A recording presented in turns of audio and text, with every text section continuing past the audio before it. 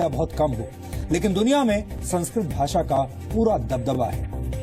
United Nations organisation के मुताबिक दुनिया भर में बोली जाने वाली करीब 97% भाषाओं के शब्द संस्कृत भाषा से सीधे तौर पर लिए गए हैं या संस्कृत से प्रभावित हैं। आपको हैरानी होगी कि कंप्यूटर द्वारा गणित के सवालों को हल करने वाली विधि यानी एल्गोरिथम्स संस्कृत में बने हैं, न कि अंग्रेजी में।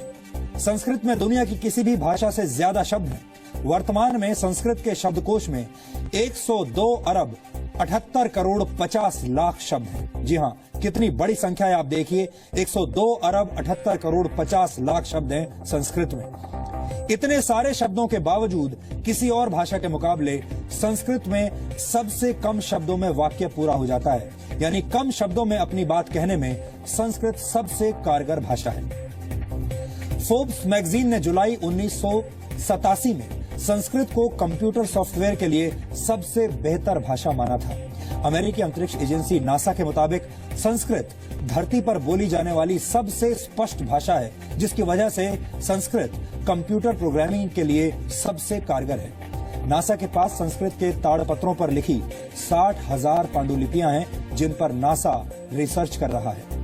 नासा के वैज्ञानिकों द्वारा बनाए जा रहे 6th और 7th generation super computers Sanskrit भाषा पर आधारित हैं, जो वर्ष 2034 तक बनकर तैयार हो जाएंगे।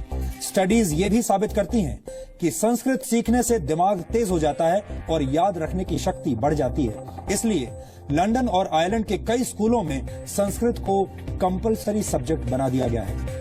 अमेरिका की इंटरनेशनल वैदिक हिंदू यूनिवर्सिटी के मुताबिक संस्कृत अकेली ऐसी भाषा है जिसे बोलने में जीभ की सभी मांसपेशियों का इस्तेमाल होता है, जिसकी वजह से शरीर में ब्लड सर्कुलेशन बेहतर होता है।